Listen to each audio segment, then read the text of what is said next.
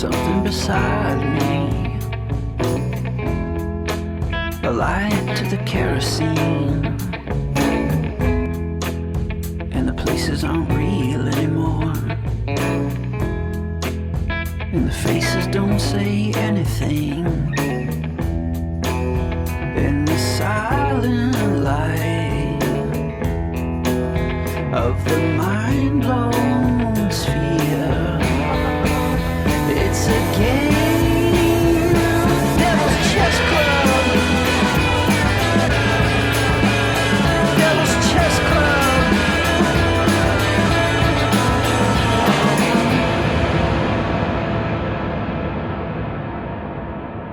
Welcome to American Exception. I'm Aaron Good. Today's episode is free for everyone thanks to our American Exception podcast subscribers.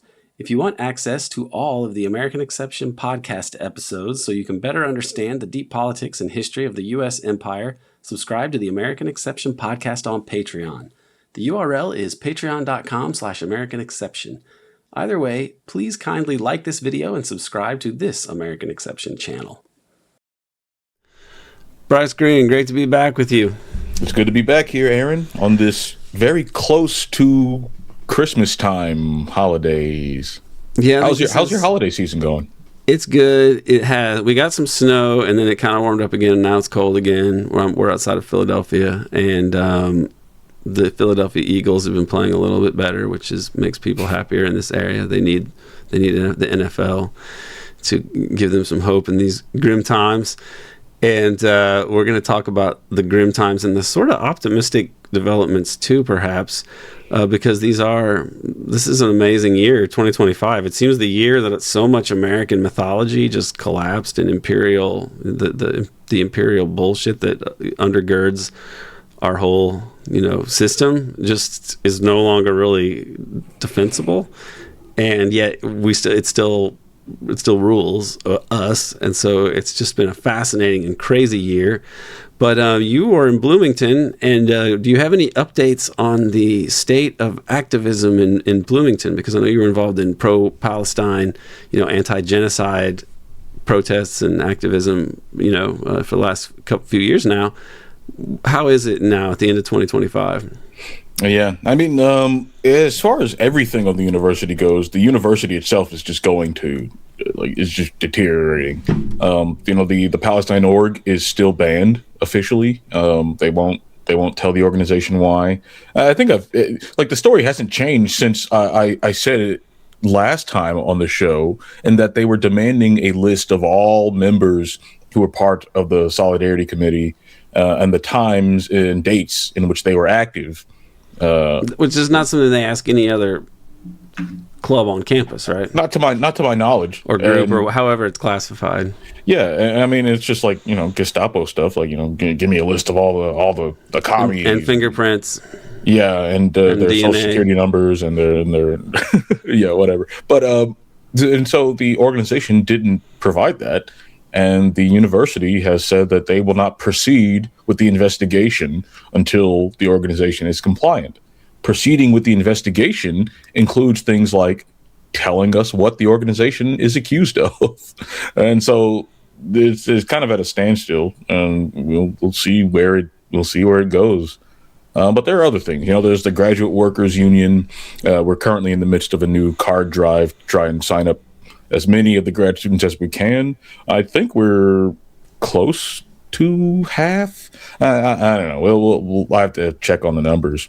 But that work continues. The faculty is getting organized. They're very upset about all the changes from the State House and at the administration level, who pretty much going along with that plan. There's a rumor going around that there are some Republicans who think that they might have gone a little bit too far on all the legislation that they implemented. Having the intellectual diversity law that mandates that professors have to teach all sides of the issue. Basically, they think they might have gone too far with that. There was and that came with a snitch clause, which allows anyone in the world really to file a complaint against a professor, which is those two things together are absurd, that they're going on, that they demand diversity, right? Yeah. Which means which translates to you need to include ultra right wing, maybe anti-scientific, anti-enlightenment critiques and perspectives, and all perspectives. Like, how are you going to include all perspectives? That's impossible. But then on top of it, and if you hear a perspective you don't like, you can tattle and get them fired. That's so absurd, those two things together.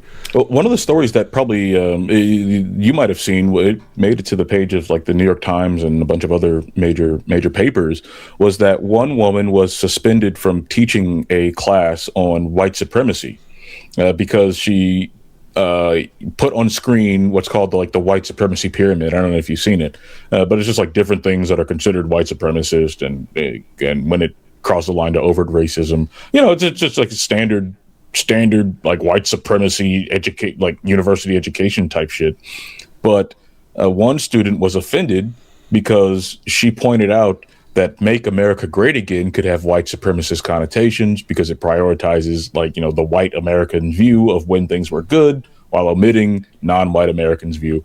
Well, one kid found this highly offensive and phoned Representative Jim Banks, who was a congressman, and the congressman got his people to file a complaint with the university and then follow up on it.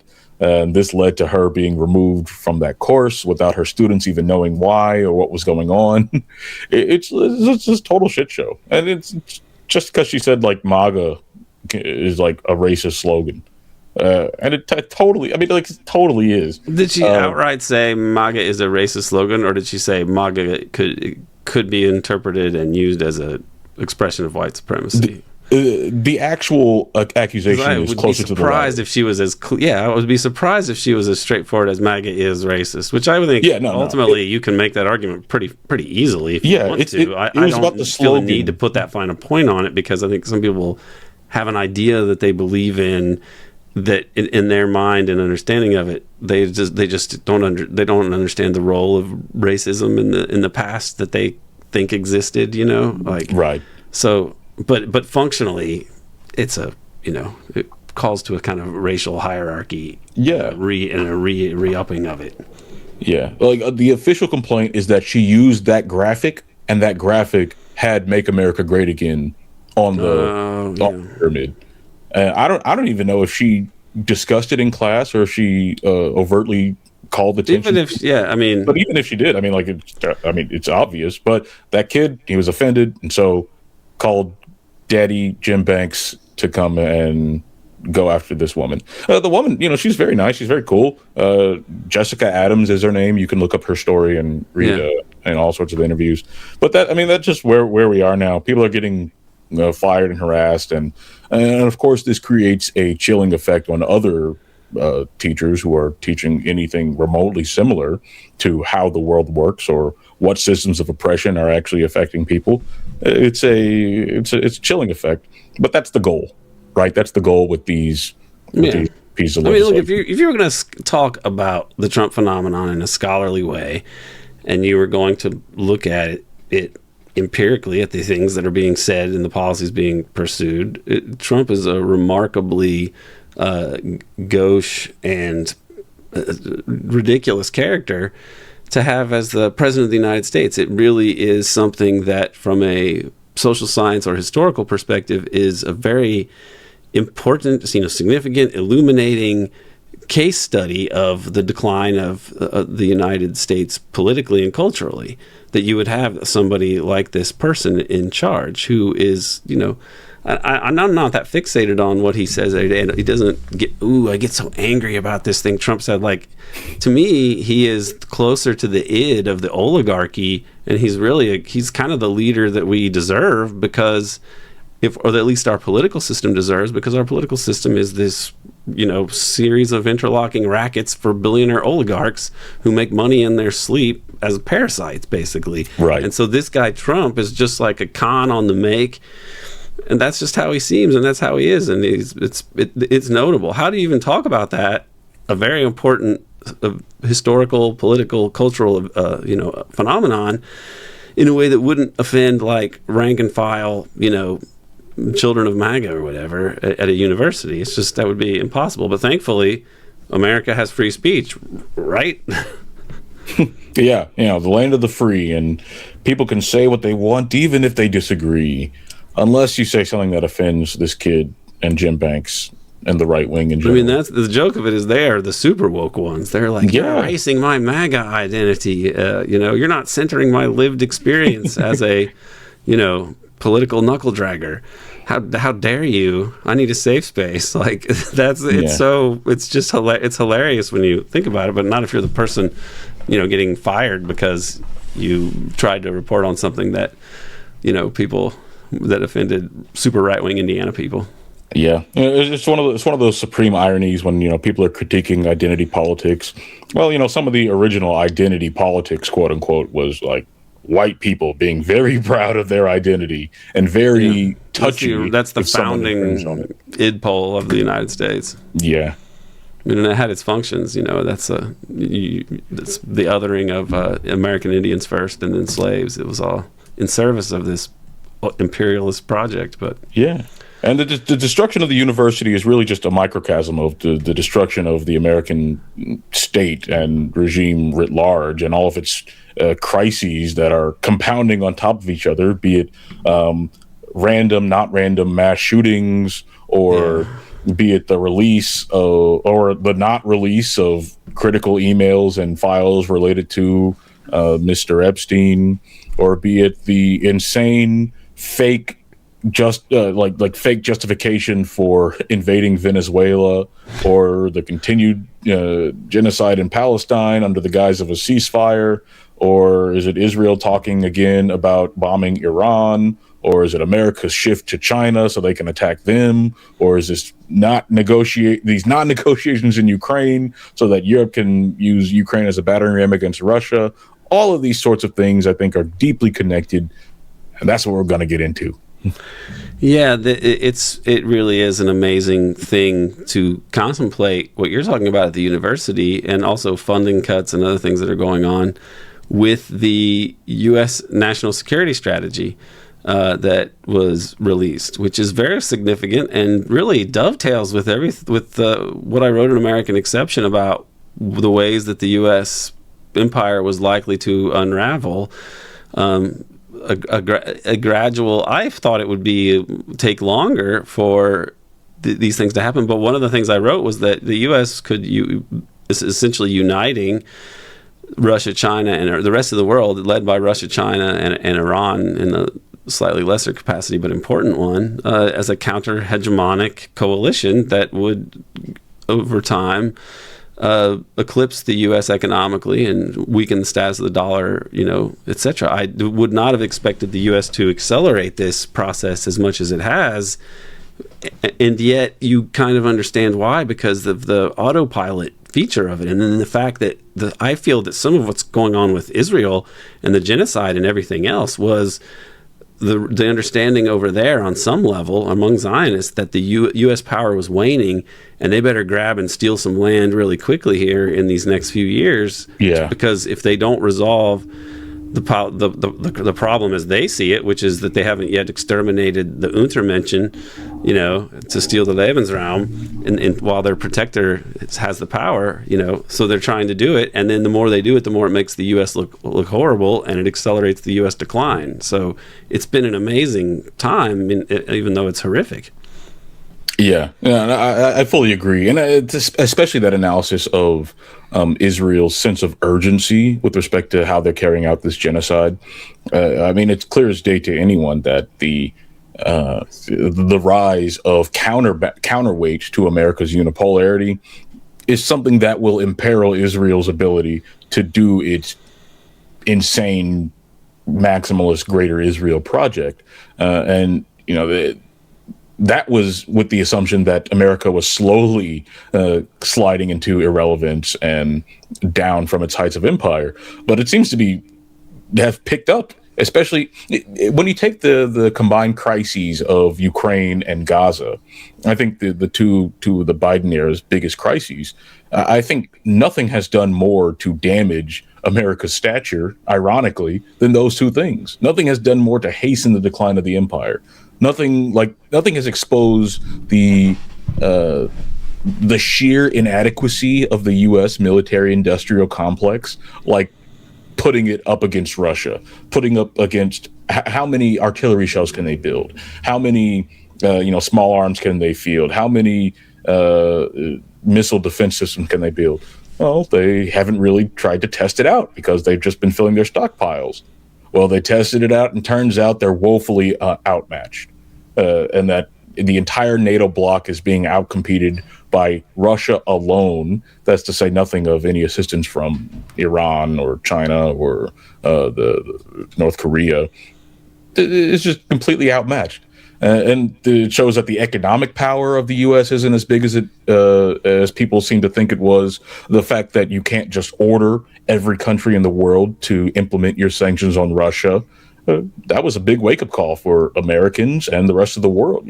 People were panicking about this in American journals when, the continent of Africa, essentially as a whole, refused to go along with U.S. sanctions. Yeah, they were panicking about this. And so all these crises that we're seeing today is a result of this imperial decline, and this national security strategy, I think, is a real recognition of that decline, but not doing anything to change it. Some of its most interesting parts are where it talks about how the U.S. is pulling back from the world stage. They don't need to be the global superpower in charge of everything. But then in the next sentence, it says, yes, but we need to ensure that no other competitor becomes in charge of the world. There's no one else will take our place on top, even if our place on top is no longer tenable. And so it's essentially saying that it's like a charge of the light brigade. It's like, we're going to go into this night screaming, but they're not going to change anything. They're not going to say, we need to turn this around. We need to actually maybe not spend $1 trillion on the military. We need to rebuild like America at home. None of that. We need to contain China. We need to continue to do everything that we're doing. Fight the narco terrorist in Venezuela. Control the hemisphere. The narco terrorist. Yeah. Yeah. That's what this national security strategy is. Yeah, and I'll talk a little bit about this. There's a good write-up by Arnaud Bertrand, who's been on the show before, and I'll try to get on sometime soon, I think early next year. And he compares the U.S. national security strategy to Khrushchev's reorientation of Russia post-Stalin, and he's saying that he makes the argument that they couldn't really afford to be totally dedicated to the Cold War.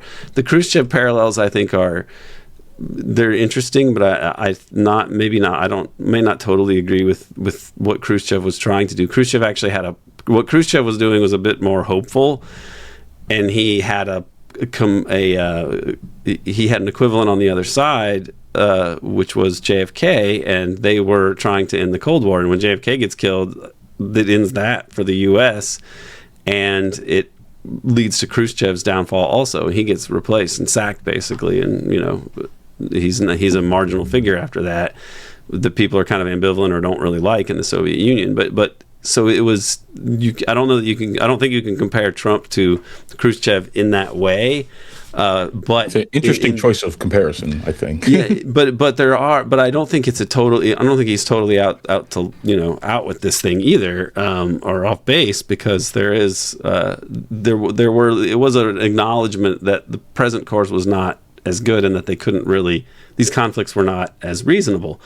But so I'll read a little bit of what Bertrand wrote. If you read the U.S.'s latest national security strategy, it's a radical departure from the post-World War II consensus, right? And I've written all about this, that the U.S. went for global dominance after World War II, and NATO and the military-industrial complex were essentially created as ways to manage this and control the flow of dollars that was underlying the American century, quote-unquote. Okay, so Bertrand writes, it formally abandons global hegemony, which it calls a, quote, fundamentally undesirable and impossible goal. It announces a retreat to the homeland in the Western Hemisphere via a revived Monroe Doctrine, which is something that we've talked about on the show a good bit over the last couple of years, that the U.S. seems to be potentially returning to a kind of a role in the world, really emphasizing the Western Hemisphere, as evidenced by discussions about taking over Greenland, taking over Panama, seizing the Panama Canal again, and so on. So the U.S., in terms of how it could seize power in the middle, what this looks like in practice, a return to the Monroe Doctrine. Well, James Monroe did not sail down to Venezuela and say, we accuse you of being drug traffickers and therefore we get to take all your oil. They didn't gin up a fake. So it's not really a return to like the Monroe Doctrine. It's a reorienting all of the crazy plans we had for the whole world and just now directing them more intensely at Latin America, and that's how they expect the imperial project to be able to continue. That's a part of it. But this is the fact that the national security strategy calls global hegemony a fundamentally undesirable and impossible goal. I think the key is impossible, and that they're recognizing it. It's not undesirable, except which is why they pursued it. It made our oligarchs, the people who control those institutions that would draft a national security strategy, it made those oligarchs extremely rich. But because they have to have some toe in the world of reality, they have to understand that it is no longer feasible, and so now they're just saying, "Oh, it's undesirable. We don't want no." We never. It's easy to say that when you can't. It's totally sour grapes. Exactly. I mean, this is comical, but it's the title of the China section is "Win the Economic Future, Prevent Military Confrontation," which. The second part is good, prevent military confrontation. The first part, win the economic future. Well, if the U.S. could suddenly become so economically prosperous that it would be able to outcompete China, I think that would be a positive development for Americans. But the issue is it cannot happen with our parasitic institutions. You cannot. This is where their goals are irreconcilable with what's their means, because you cannot produce a strong, vibrant society that outcompetes a country like China when you screw over your whole population. You try to make it hard for them to get educated, hard for them to have housing, hard for them to have medical care, and that's been your strategy for a long time. Every reform that needs to be made to correct that is in a socialist direction, and yet that's the one thing that they do not want above all else. So they're still screwed, I think, and they're still going to have a dying empire and an increasingly dysfunctional society.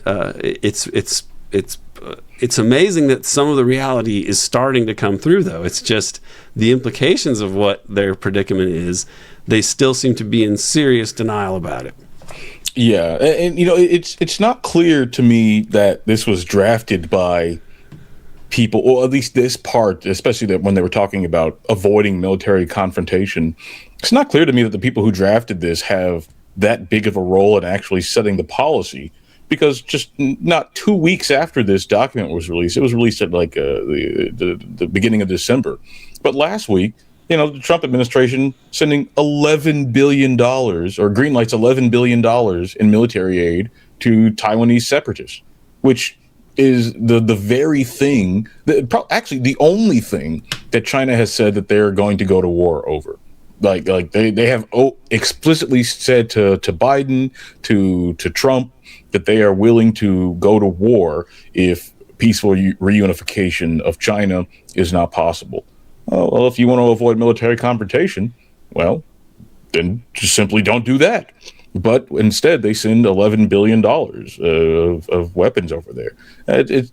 I think that the lead drafter of this document, if I recall correctly, I might want to look this up, but it was Eldridge Colby, wasn't it? Or he's a big part of the if drafter. He was, it would make sense, because even though he has written, and he's an American imperialist, but a rational one, he's written things that I don't agree with. He's an interesting person. His father was an interesting figure, right? Because his father essentially did battle with the neocons, and I think they probably killed him in 1996. Or it's his grandfather. Yeah, he's a grandson. Right? But he's the guy who ousted Angleton, and who, in his testimony to the church committee, talks about the need to air out this Israel account business, right?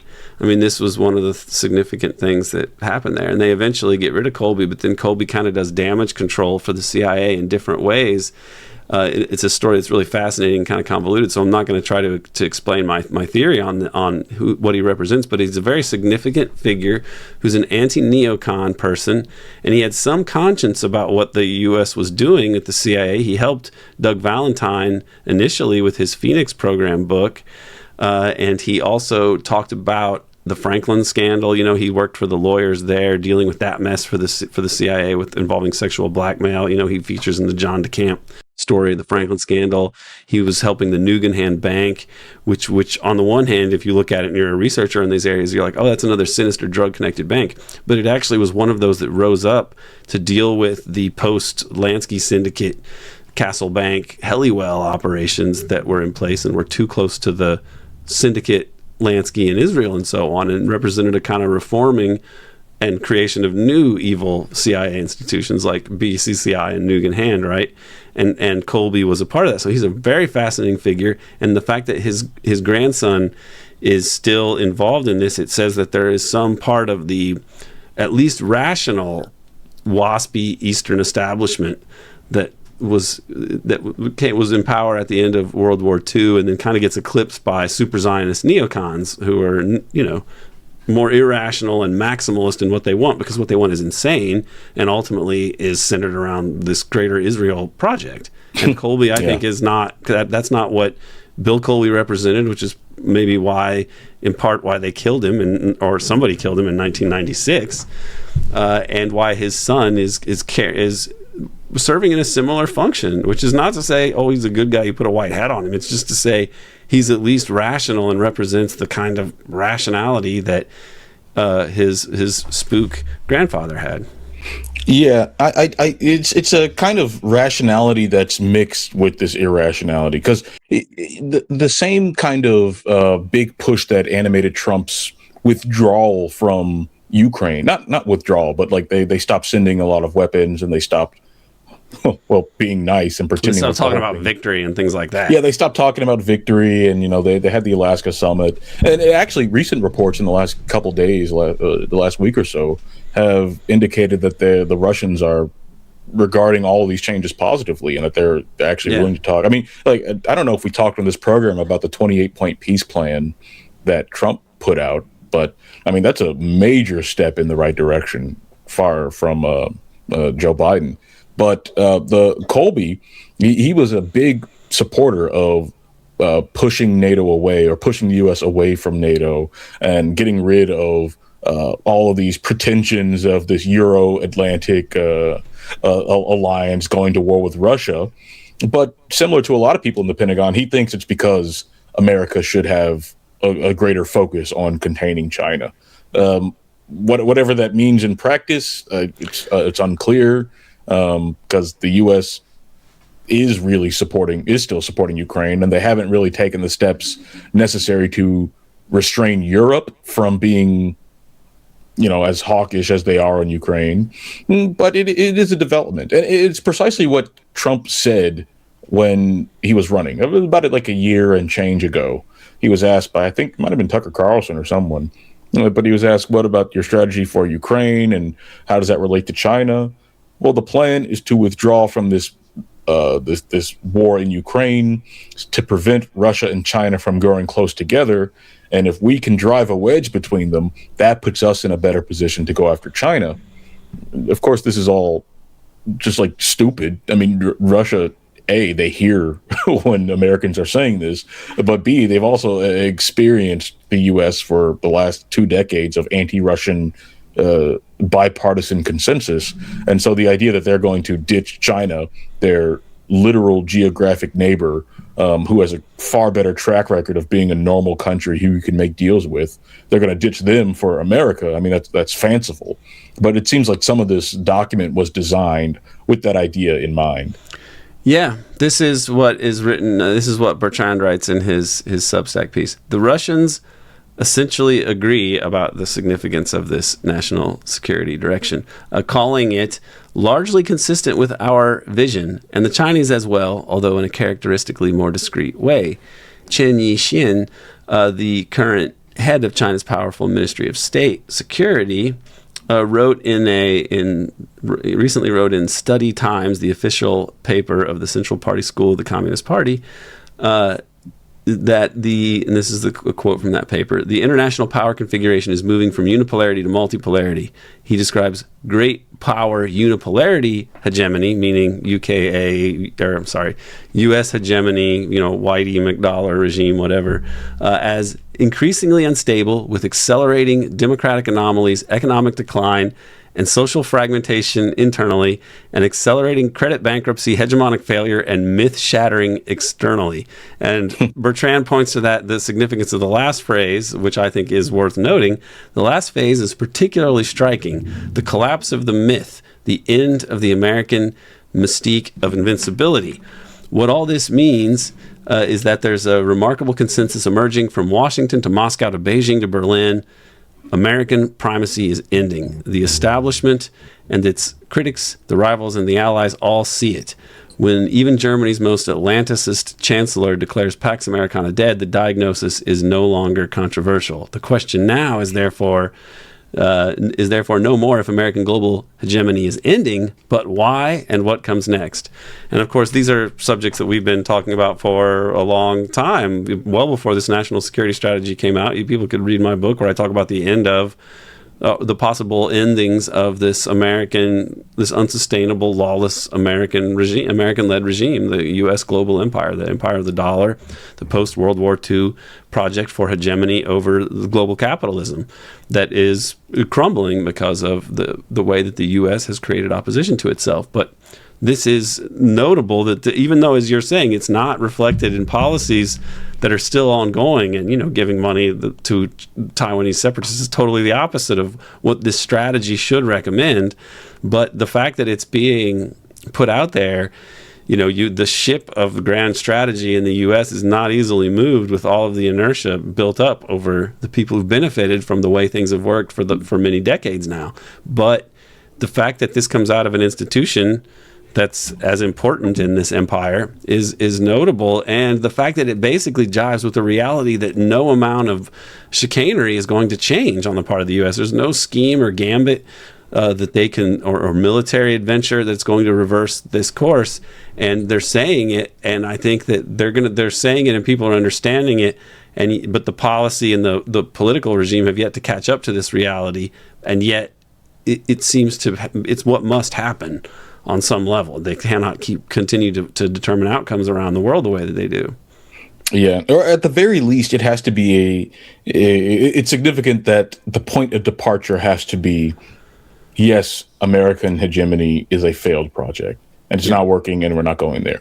Even if a lot of them still believe it, I think it was when Rubio got into office, he made all these comments where people were like, "Oh, he's saying this. He's saying that America." Like the age of American hegemony is over, and I forget his precise comments. I wrote about them in Current Affairs, but it was like rhetoric that you haven't seen from an American official in quite some time, and it was a breath of fresh air. But then, of course, the actual policies that they pursued, they went on to sneak attack Iran, help Israel do genocide. And of course, this run up in Venezuela, it's all hollow. But the fact that these are the things that these officials are feeling that they have to say, it tells you the real social and political climate that's going on in these oligarchic policymaking worlds. And it tells you a lot about how bad things really are. I mean, if they're saying that things are bad, they're probably worse than you can possibly imagine. There are probably crises within the empire that have gone unreported or unremarked on by the usual political commentary people that we can't even begin to comprehend. And I think that's what's freaking a lot of them out. Right. And at some point, the scheme that they have with the dollar and the recycling of petrodollars into U.S. treasuries and other, dollar-denominated assets and the decline of that, the national debt is exploding and continuing to, which itself would not be a catastrophe because it really should lead to a reevaluation of our monetary system, and debt created credit, like Yeah. it just doesn't make any, it's absurd for human beings on the planet to be like, well, we have to suffer so much because we owe all this money.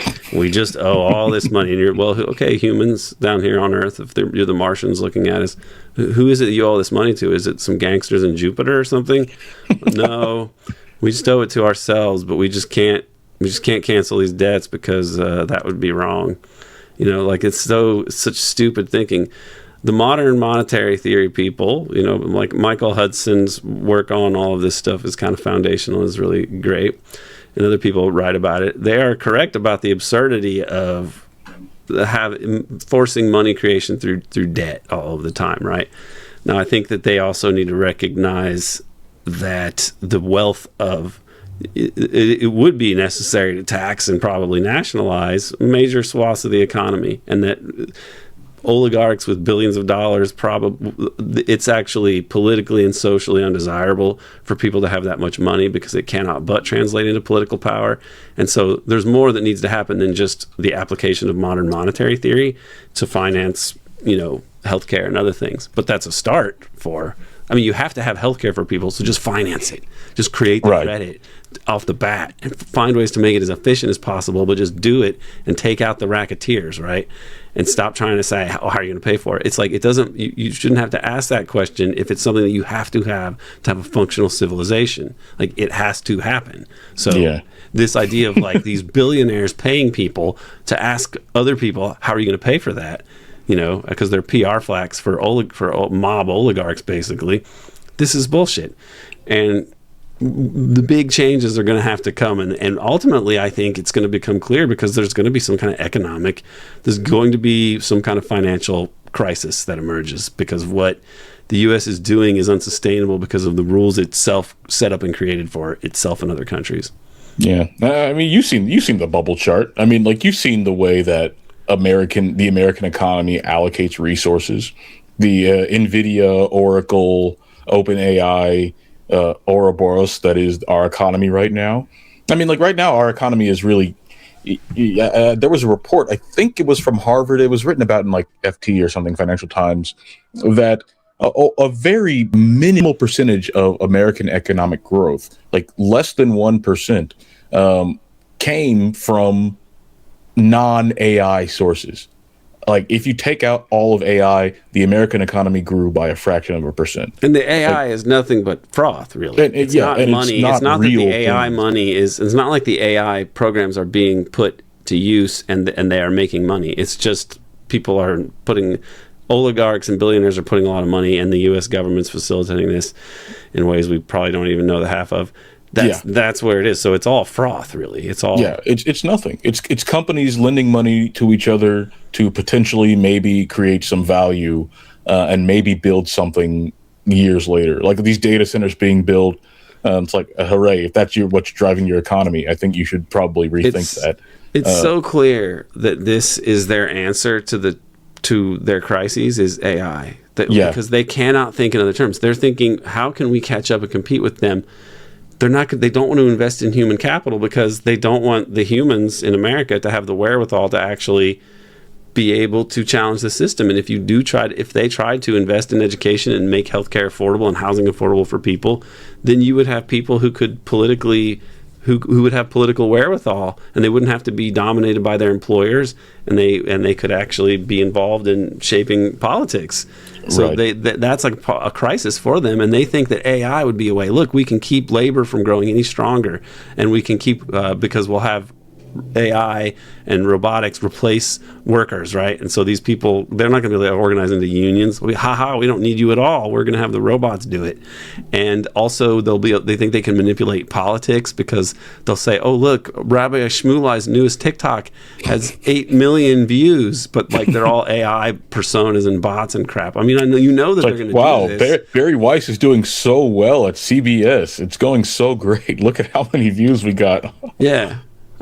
So it could be that the days where Barry Weiss gets ratioed on Twitter in such a harsh way, and I know that's kind of a childish way to think of politics, but it was at least encouraging that people who try to promote the mass slaughter of children, like Barry Weiss, when they speak on the internet, then they get harangued and they're unpopular. But there's no reason to expect that to be the case, because I think that they're just going to start manipulating everything with AI even more than they already do. So these views on the internet and likes and comments and everything else are going to be more and more meaningless, and people are not going to even understand what the actual sense of the public is, because it's so manipulated. I mean, there already is that case where it's hard to make sense of what is going on politically, and there's so much noise and essentially psychological operations.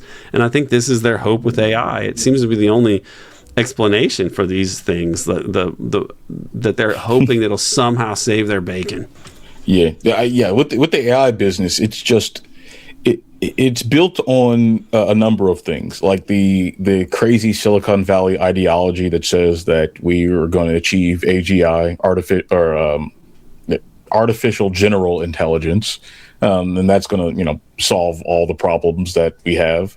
It's going to make it so that there's no more food shortages in America, they know how to solve that back in the 30s, for Christ's sake. Yeah. I'm of the opinion that all of the major problems of human society, there were solutions for them like before the turn of the 20th century. Like I think the distribution there's problems still energy technology to be dealt with, but in terms of housing and agriculture, these are totally managed scarcity that is managed in order to affect the hegemony of a class of exploitative oligarchs. Yeah, it's just total nonsense. I mean, the marketing for these people has to be like that, because they can't actually solve the problems, because solving the real problems conflicts with the techno cyber libertarianism that they all believe. The problem is they see it as not people don't have enough to eat, and they don't have good enough housing, they don't have good enough healthcare. The problem is the provision of healthcare and housing and so on needs to be the kind of stick and carrot that we give to people, while also making a ton of money in the process and keeping people under our thumbs, because they have to serve the institutions that allow them to have access to healthcare, housing, education, etc. So it's this idea it's cynical beyond words when you really understand the way it works in this country. Yeah, and this isn't coming out of nowhere, right? Like it might be an exceptionally cynical view to believe that the people in power don't want us to be educated and involved in the politics. I mean, maybe not if you're listening to this, but I mean they talk about it openly. You can go back to like the Trilateral Commission, right? The crisis of democracy. Those are like the liberal side of the establishment. Yeah, this is the liberals. Like Samuel Huntington was writing about how there's now an excess of democracy because of all these marginalized groups. The poor, working class, minorities, women, they think that they can get involved in our political system, and our political system really isn't built to handle that. Yeah, it says we can't accommodate them. Yeah, right. we can't. You can't. And what that means is they're paid for with Rockefeller and Standard Oil, and what it really means is Standard Oil doesn't want to accommodate these people, and that's a problem. They're not going to be accommodated. That's the crisis of democracy. It was starting to become democratic, and the solution to it was to increase the moderation of democracy, to reduce those opportunities for those groups to get involved. One big way you can do that is to keep them anesthetized by just making their epistemological world so completely like FUBAR that making political decisions becomes a hassle. And to turn them into narcissists, turn them into individualized narcissists, or to make it so that their lives are so terrible that they have to focus on subsistence. Like you can't focus on what your city council is doing about this data center going up, because you have to work 70 hours a week just so you can put your two kids through daycare. That's a world in which the crisis of democracy has been successfully averted. But this is the sort of thing that they were writing about, like I said, Trilateral Commission. It goes back as far as the Federalist Papers, like Alexander Hamilton was writing like, oh, well, how can we have a political system that is able to sustain itself when all of these new poor farmers, they see all these rich people and they get envious and they think that they can use the political system to better their own lot. How can we ensure that doesn't happen? I mean, especially James Madison was saying that we'll always be able to manipulate divisions, and the factionalism will keep that from happening, because it was a question of like, well, how do we keep the property-less people from going after the property good folk? Yeah. And it was, what his answer was like, there's always going to be these divisions, and it fits like, that's why you have the identity politics stuff of the 20th and 21st century to a T. It's exactly what happened, and like the radical liberals don't realize this. They still will take minority perspectives, positions, and Yeah, and this is the high level view without even going into the shadowy cast of characters who are running all of this. I mean, like Sam Altman, Peter Thiel, Mark Andreessen, Larry Ellis, like all of these guys, like they come off so bad in any discussion with any human. Elon Musk. Yeah, if you look into their backgrounds, I mean, it's the same, just like oligarch. Like Peter Thiel comes from like a white settler colony in was it Angola or just some other like southern African country. Elon Musk, notoriously like South African, and like these are like their Ellison is settler colonial. Yeah, and like these are the worldviews that dominate this decision making in this sector of the economy, and like these are. I mean, they're fascists. They're fascist. I mean, like plain and simple. Like they're Larry fascist. Ellison is a Zionist, which is Zionism is clearly a form of fascism as a fascist project. The settler, the colonial imperial settlers in Angola, South Africa. I mean, it should be very disturbing to people that this is what we're getting in 2025. Yeah. Because we basically understand what they believe in terms of like supremacism of it's class supremacism ultimately, but in their mind it's kind of intertwined with some Western project of I mean, it would be interesting to know how they engineered the like really idiotic phenomenon of people like putting whatever busts of Socrates or whatever, or different Roman Greek figures as their avatar pictures, this like stupid worship of like of some idea of whiteness in antiquity, like I bet that it's somehow these tech ghoul oligarch bros who were involved in manipulating that or injecting that into the culture, because it's so perfect for their bullshit. Really, it seems like it's the exact kind of behavior you'd expect from someone who's naming all these evil companies after Lord of the Rings characters or things. Yeah. Like, I mean, like Alex Karp is like the perfect example. The Palantir. Oh yeah, he comes across like he's such a lunatic, and it's openly so. Like he believes that the West is in a struggle with the rest of the world, the barbarian world, and that his role is to ensure that the West has the adequate weapons it needs to defend itself against the barbarians. Like that's basically his entire worldview. And this is the guy running the company that has access to so much data. I mean, they're running the British healthcare system. They've partnered with. He's cagey about the degree to which they're partnered with Israel, but I mean, he talks about Israel a good bit, though. His views on Israel are very clear. Isn't he the one who said like we're going to make it impossible for you to earn a living if you're, I think so. I think that's the one. Maybe I'm mixing up my ghoul quotes. Yeah, they're such non-entities as people, as individuals. Even though they're all narcissists as well, they're actually so boring. It's hard to even remember which creep said what. Yeah. But the more the thing about them is, the more you put them out there facing the public in any way and talking to people, you set aside the dipshits on Twitter or wherever else who are like flacks for Elon Musk, which for the people who aren't being paid to do that and are like so excited about Elon Musk or Tesla, like you're just a loser. Yeah, and it's pathetic to be a fanboy of an oligarch.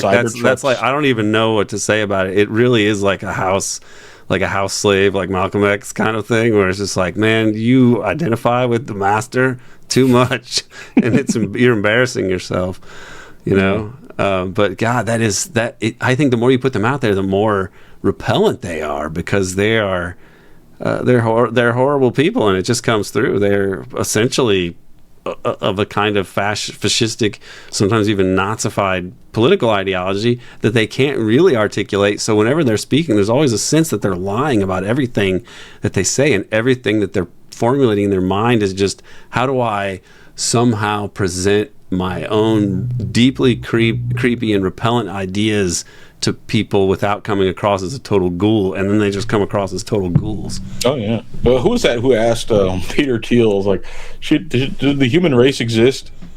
Like, He's like, I'm gonna have to talk to my team. It's like, well, before I answer that. yes, they should. Like Peter Thiel's the creeped out factor.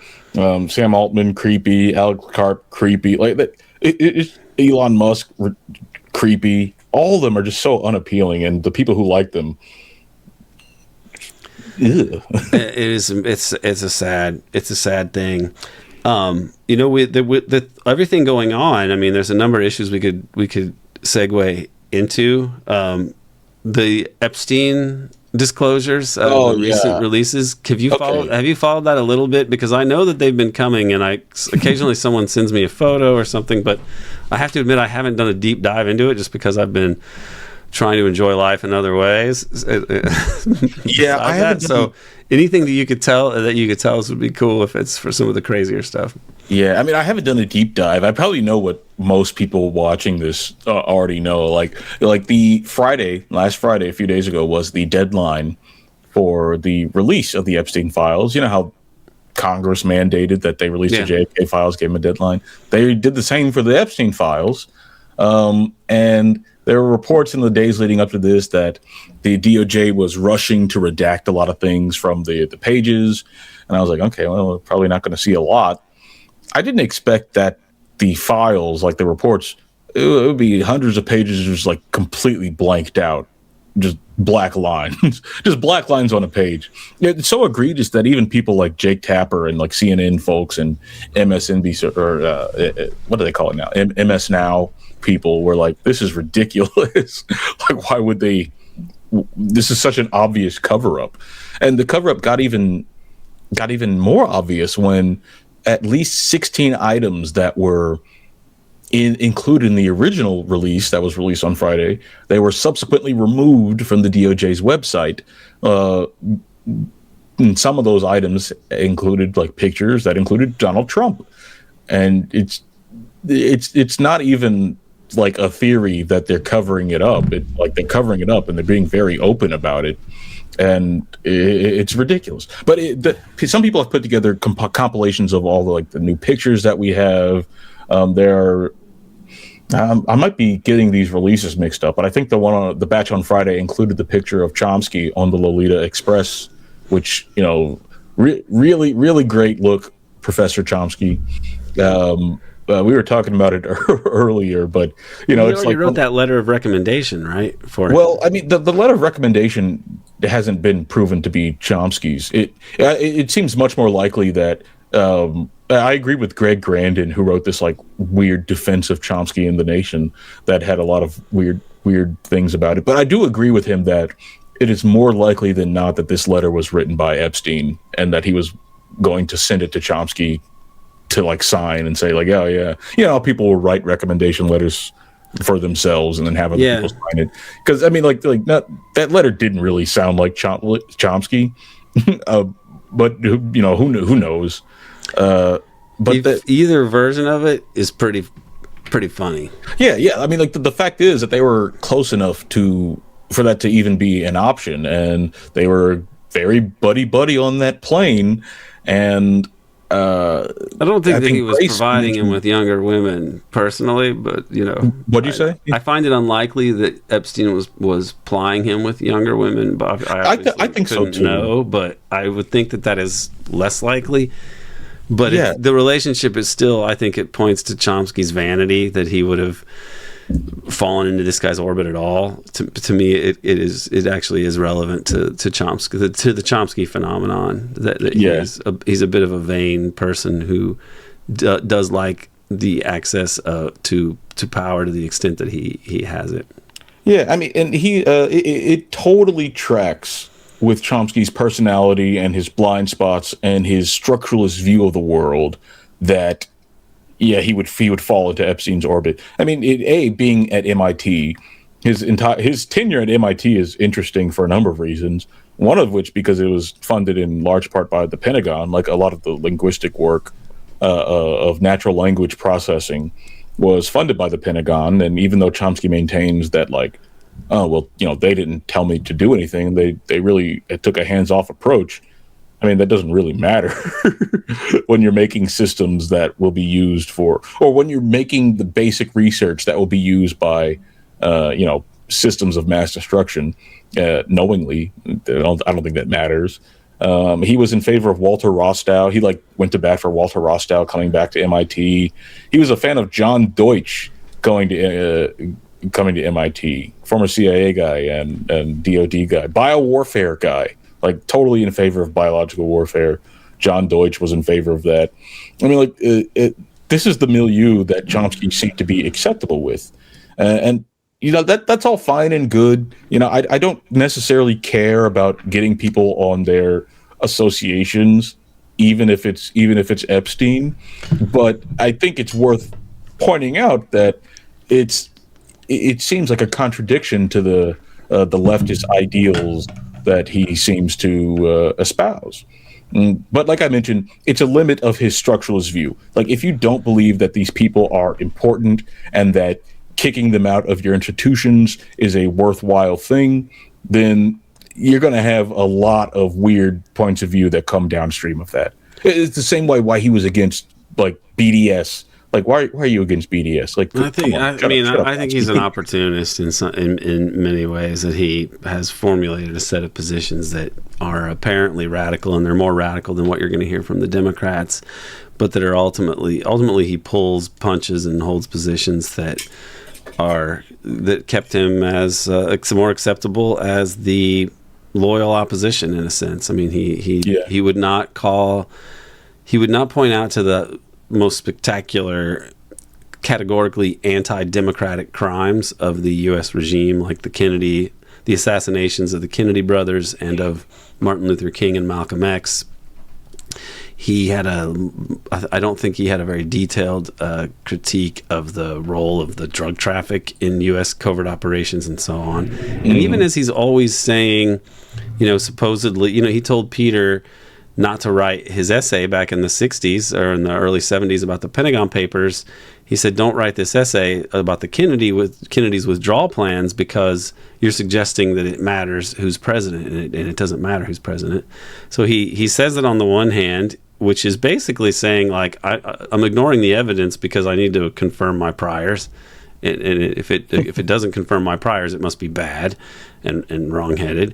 But then at the same time, every 4 years, he's just saying, it's really vote Democrat. People you need to vote Democrat.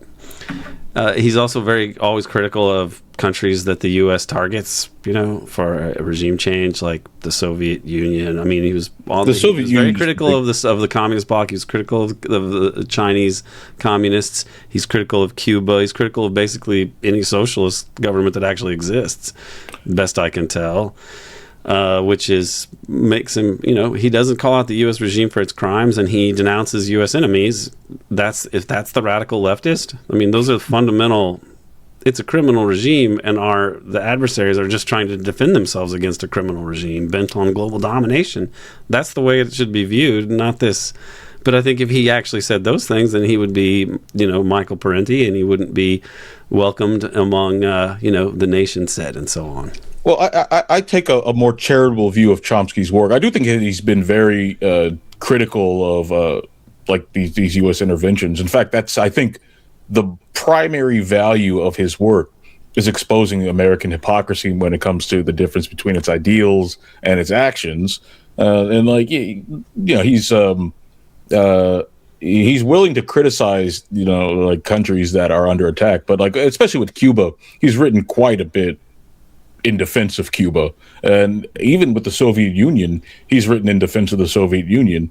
But overall, his anti-communism is precisely why he's so integrated into the or why he's not been cast out of the establishment. When the Soviet Union fell, he called that a great victory for socialism, which, I mean, that's just an objectively insane comment to make. Unless you think it's going to empower the U.S. so much that we will discredit capitalism forever, right? And in that case, maybe Chomsky was playing some four-dimensional chess with us, but it wasn't for the reasons that he said, is what I'm saying. Yeah, and with the USSR's invasion of Afghanistan, if you read a lot of his work throughout the 80s and 90s, he'll keep using that refrain as a foil to like what the U.S. is doing. And his like saying, his like, depiction of what led to that was not really accurate either. Well, he's a never big seemed to U.S. have written- hand in that. Yeah, he's never seemed to have written about what actually went down in Afghanistan. He's only using it to bolster his anti-communist credentials by saying that, oh, well, you know, if you're criticizing the Soviets, you should also criticize the Americans when they do X, Y, and Z. Meanwhile, those situations are dramatically different. Right. And Vietnam was Vietnam, and it was on the other side of the world. It wasn't as if the Soviets put in jihadis to destabilize Mexico and they invaded because we were worried about on our own border a bunch of fanatical Islamists committing acts of terror and further destabilizing the Soviet republics. Like this is just, or U.S. southern states or something, right? Like the situations were not. Afghanistan was not a Vietnam analog in any way. Yeah. When you look at it, it was it was similar with Ukraine. We created a problem on purpose using the clandestine. In Ukraine, it was Nazis. In Afghanistan, it was these head chopping jihadi dudes. We created a crisis on Russia's doorstep in order to try to lure them into a military conflict that we thought would redound to our benefit. That was the whole point.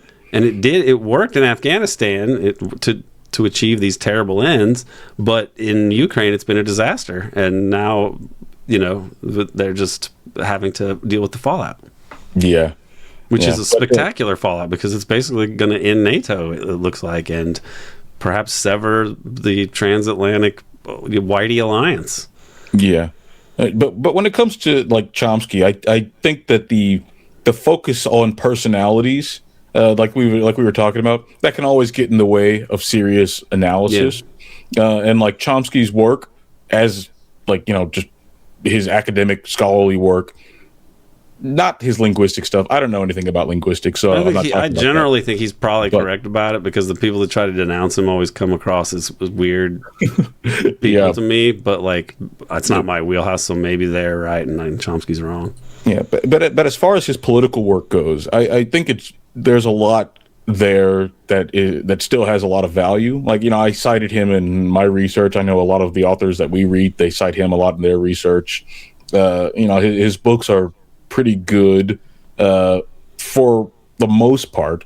But the biggest things the biggest blind spots that he has, like state crimes and the reasons why the empire does what it does. He can tell you all day about like the hypocrisy of the U.S. invasion of Afghanistan, but he's not going to mention like, UNICAL or PNAC or anything. Like those are completely absent. And I think that if you understand these blind spots as a part of Chomsky's structuralism, the same kind of structuralism that leads him to not mind someone like Walter Rostow or John Deutsch, I think it makes a lot of sense. No one, to my knowledge, has accused him of being, being involved in the crimes of Jeffrey Epstein like that. But I think the fact that he doesn't seem to want to imply it seems, but I'm not going to worry about that. Yeah, there are people who seem to want to suggest that because he's on the plane, he must have been doing it, this or that. But these are mostly anonymous. I mean, that's the sort of thing that if you're hopping on a plane that's for a known sex trafficker, I mean, you kind of deserve people suggesting that about you. But there's no evidence for it, and I don't think it's true. He's like he was a million years old at the time. But it's just the kind of bad political judgment that leads to these blind spots in his actual academic work and his political work. Those things I think are worth discussing at length and detailing and being honest about. Greg Grandin wrote a vigorous defense of Chomsky in The Nation that I think I agree with maybe 60% of it. But I think if your homie gets caught in 4K on a pedo plane, I think that the Nation article that one would have stayed in the drafts.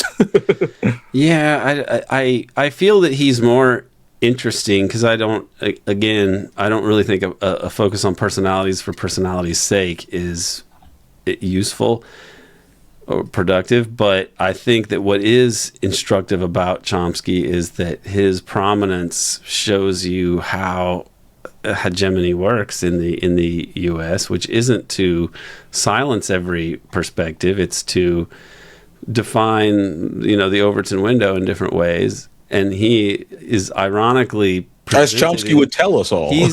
That's the funny thing. He's presented as being outside the Overton window in some ways, even though they don't explicitly state it, because that isn't how they'd formulate it.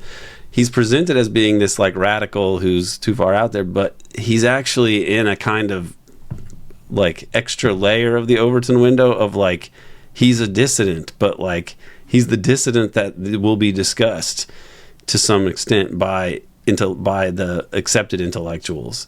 And so he actually is within the Overton window, posing as somebody who's a radical.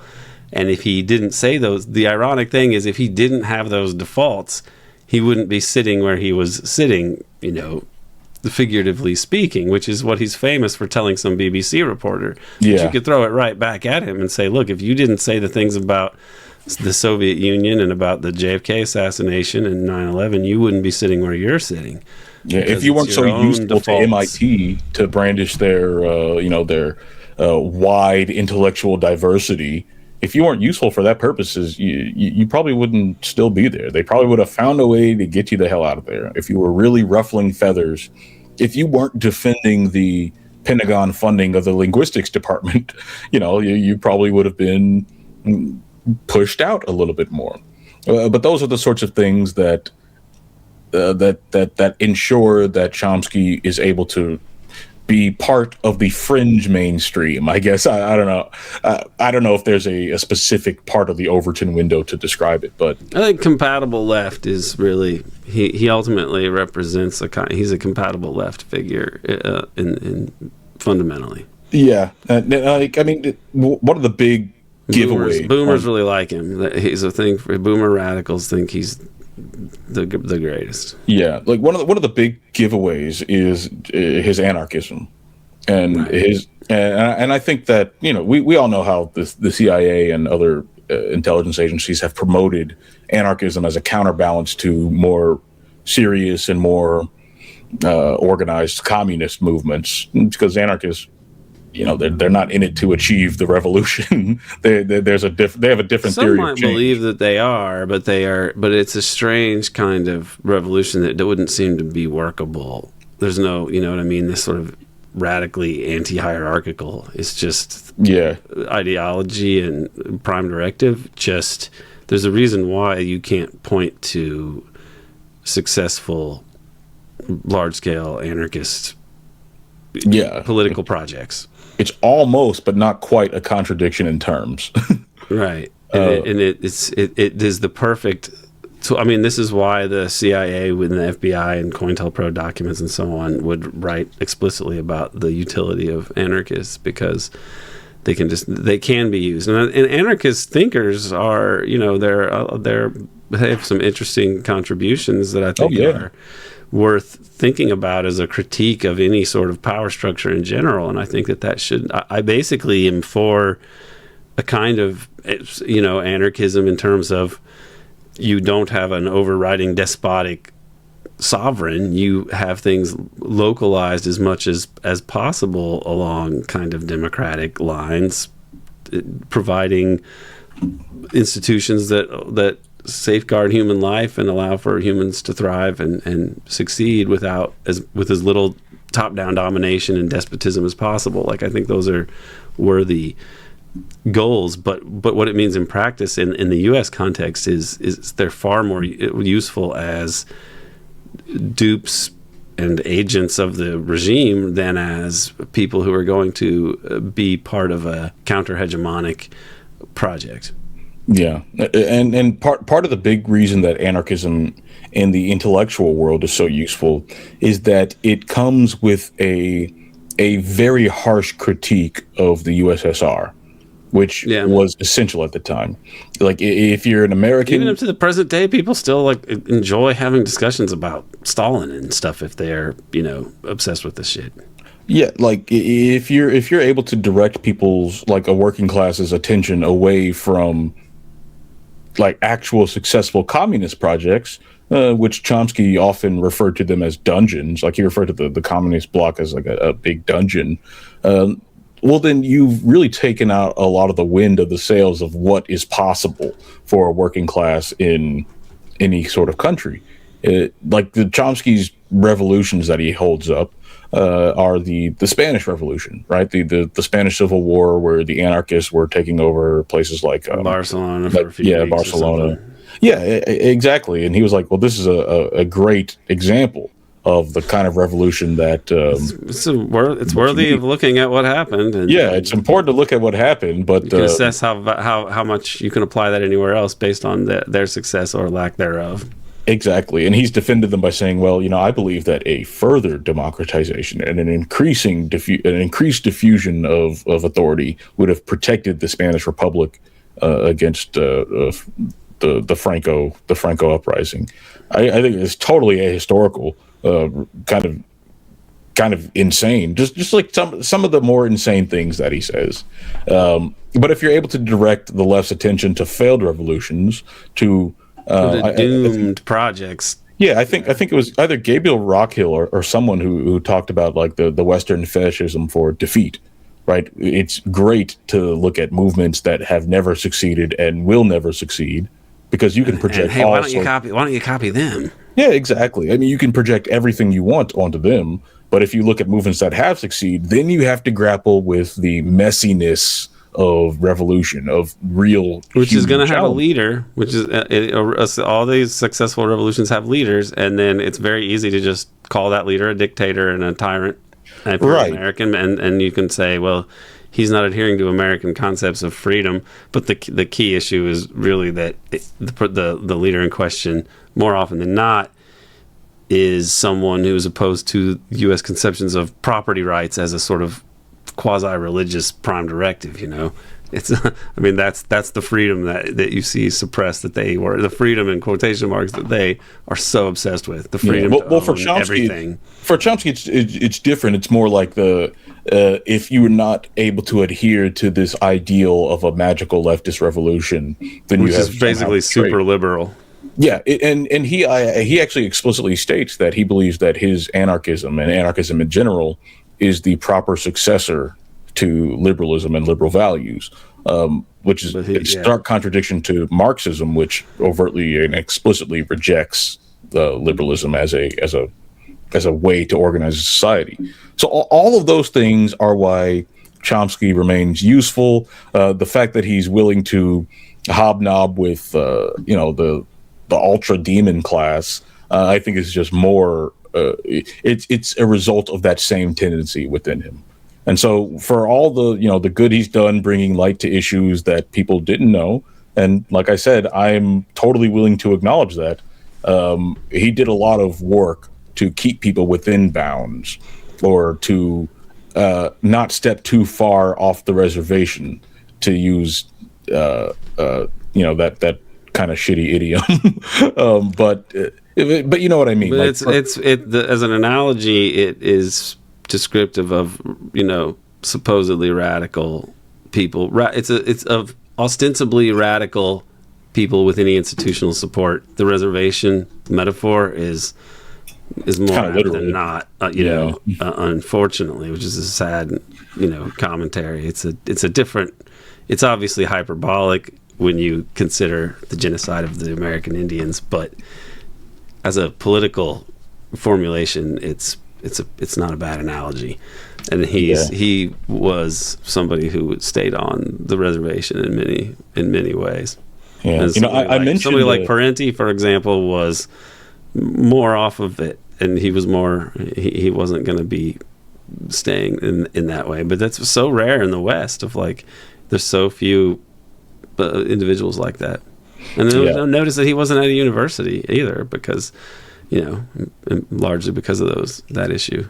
Where was Parenti? I actually don't. He wrote independently, and I think he earned income from. He had books that were used as textbooks in different universities. I think it would be interesting to talk to Christian maybe more of how they were able to get by with that, because and he said that when Christian did talk about growing up, and at times it was hard because his father wasn't able to get the job that you would have expected him to get with his academic credentials, and so the cushy professional it was job. hard. Yeah, it was hard for some years, and he wouldn't have understood it as a kid, of course, but then he came to appreciate it more as he was a professor. And he's kind of an iconoclast like his father in a similar way. He doesn't follow along with the left liberal, lemming movements and stuff. That makes him pretty interesting compared to a lot of the people that make up what passes for the American left.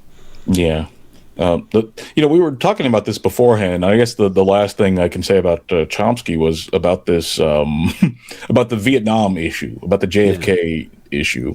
I think it's really one of his original sins in terms of burying his head in the sand was the question of whether or not JFK was intending to withdraw from Vietnam. And you can, if you're listening to this and you're really interested in this topic, some of the earliest episodes of American Exception really touch on this, the first couple dozen. But John Newman gave an anecdote in which he and Peter Dale Scott and Dan Ellsberg are all part of this panel to discuss the information about JFK in Vietnam. Newman and all of them, they are all on the side that JFK was withdrawing from Vietnam. Ellsberg was a little bit more agnostic than the others, but he also believed that because he spoke to himself about how Robert Kennedy personally told him that before the Tet Offensive that that he and his brother would never have gone in there, and that they would have fuzzed it up like they did with Laos to have a neutral government in place, and then they could just declare the end of U.S. involvement. So Ellsberg is on. You're right that he's on that side, but he's a little. He's not quite as firmly situated in that position as Peter Dale Scott and John Newman. John Newman is perhaps the most obsessively detailed. He's written the most obsessively detailed account of this, which is still very good to this day. JFK in Vietnam. Yeah, and he's the authority on it. But Newman talks about how this was being done. This panel happened, and Chomsky was invited to it to talk about the new evidence and these different points of view. And he talks about how Chomsky refused to come, even though he lived basically around the corner. He previously agreed to do it, as I understand it. I have to go back and listen to it, but I found this story very interesting, and I actually sent Chomsky an email, 3.5 years ago, about this very topic.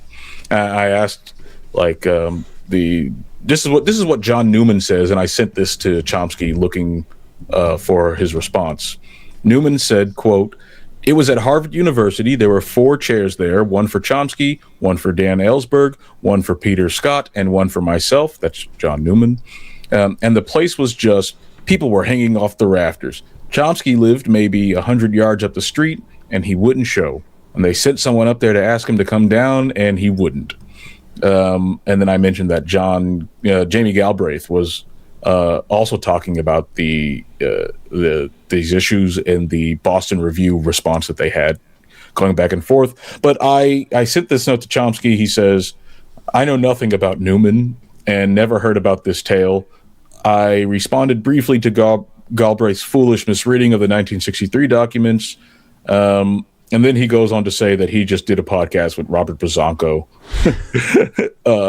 and he's a serious historian. But that's really all he says. He says, I don't remember this. Is a boomer leftist dude as well. He's a kind of predictable new left. Is that your first and only? Is that your first and only American Exception debate? Have you debated? I did a debate personally with Michael Tracy on Katie Halper's show. That was fun. But yeah, that was Chomsky's response. And I mentioned some more stuff about Peter Dale Scott's work. And you all know the anecdote about, we just mentioned it, about Chomsky and Zinn being hesitant to publish Peter's essay about the Vietnam papers, about the Pentagon papers, that suggested that there was a decision made to withdraw from Vietnam based on the negative template, the documents that weren't there that seemed to indicate a change, which later were released and what they were arguing. Yeah. But I mentioned Scott and was like, oh, he's doing interesting work, especially on like global terrorism and things like that. He said, and also, sorry, Chomsky, for publishing personal correspondence or detailing this, but you're a public figure, so no, he responds to emails all the time, and unless there was an explicit thing of him saying don't ever publish this. No, he's never said don't ever publish it. He just doesn't like the idea and thinks it's weird. Like when Sam Harris published his emails with Chomsky was like, I don't know, that's kind of weird, but you can do it. Yeah. But in any case, he says Scott's a careful researcher. These accurately reflect Chomsky's positions on these matters. So I'm pretty sure he said these things publicly. He said all these things. He's written about them. I mean, the fact that he says he doesn't know John Newman is interesting because that's I think a function of age, because that was the key to the debate in the early 90s that he was a part of. Yeah. Well, I mean, I think his book Rethinking Camelot was written in response to a lot of the scholarship that people like Newman were putting out. And Newman was probably the most thorough one. So the fact that he isn't Newman's book was endorsed by like Arthur Schlesinger and William Colby, who are not like left leaning, or people who are Kennedy assassination buffs, quite. Was it David Talbot who spoke to like Robert McNamara and McNamara essentially endorsed he confirmed it. McNamara confirmed what Newman had written when McNamara wrote his memoirs. And Newman and McNamara had a front row seat to the whole thing. And still Chomsky's like, no, that didn't happen. I know what happened. Robert McNamara doesn't know what happened. He's wrong. It's absurd. And McNamara looks bad in his own telling of it because he went along with when Johnson came in, he just went with the flow. He went along with the policy. Yeah. So this was for Chomsky. After the McNamara book, it should have settled the discussion. It just didn't, because these are like quasi-religious things for like the boomer left. Yeah, you can go and read these debates between Chomsky and Jamie Galbraith, and read Galbraith's exit strategy article, for example. Yeah, read that, and then like just hold up like Rethinking Camelot and like JFK in Vietnam, and just like have them together open, and then just read it, and you'll be like, oh, Chomsky's just saying shit. He's just defending his priors to the bitter end. But what he says about Peter Dale Scott, he says Scott's a careful researcher, and his work is always worth close scrutiny. This too, talking about the global terrorism stuff. Topics I know little about. Right. He's an old friend from the 60s, but haven't been in touch with him for many years. Not sure what we might have to discuss. Our work and interests don't seem to overlap very much. Yeah. I published his first article on JFK and withdrawal in Volume 5 of the Gravel edition of the Pentagon Papers, which I edited with Howard Zinn. Mostly out of friendship, I didn't find it credible. Yeah, which honestly, that article that Peter wrote in that essay he was writing it without, he sort of hypothesized and theorized and tried to surmise what was in some document that wasn't released with the Pentagon Papers, and that was NSM 273. And Peter basically was found to have been correct as the more things came out, and John Newman verified that as well. And he even shows how in his conversations with McGeorge Bundy and elsewhere that the original draft had less, the original draft of the document while Kennedy was still alive had less aggressive language about supporting covert operations, the ones that led to the Gulf of Tonkin resolution, which led to the Vietnam War, right?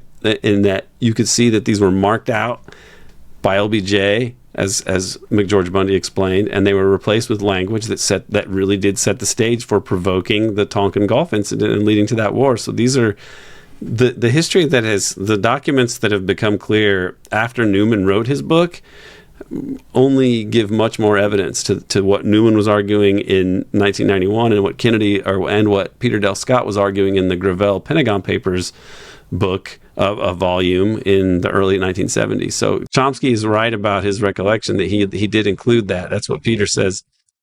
That's what Peter says as well. He talks about how Howard Zinn didn't want the thing to be included, and because it was like, you're saying that it matters who's president, that's bad politics. But Chomsky did stick up for him. So that's all interesting about Chomsky, and it shows he was more principled than Howard Zinn. I think that when he says he doesn't remember Newman, I don't think he's trying to lie. I would guess he's in his 90s when he's writing this to you, and there's too many names. I'm not 90, but I feel like, man, the more I study this stuff, there's just a bazillion names that just accumulate in my mind. And if you don't think about one for a decade, it's not going to be in the front of your mind. So I don't think he was being dishonest there. I think he probably did forget. And if he chickened out of that debate, which I do think is likely, it could very well be one of those things that you're like vaguely embarrassed about and don't want to think about, and you succeed in not thinking about it to the point that you just forget about it. Because I have a hard time thinking that for Newman it's a big deal, because that's one of the main things he's done in his life was to write about JFK in Vietnam and write this book. I mean, he's still doing it. I mean, he's on like volume 6 right now. Well, that's a separate issue. I think that what he's trying to do with the Kennedy assassination may ultimately prove to be a kind of Captain Ahab kind of thing, but time will tell. But the point is, I think that Newman is telling the truth, and Chomsky is telling the truth that he doesn't remember it, and that he doesn't remember Newman. And I would guess he may have just put that out of his head because he just didn't want to think of, like, he probably thought on some level it's kind of a bad look to chicken out here, and then I don't want to dwell on that. Yeah, he's probably ignored or like just backed out of so many things and like avoided so many fights that this one probably doesn't even. Yeah, probably doesn't. But I don't think he's a pedophile with Epstein, but I think he's a vain fellow, and I think that it's more significant to think about the left and why the left does not have any wherewithal in the United States. And part of it is that the individualism and that kind of goes along with trying to have any profile in any foothold in the establishment whatsoever, and even be discussed in the mainstream.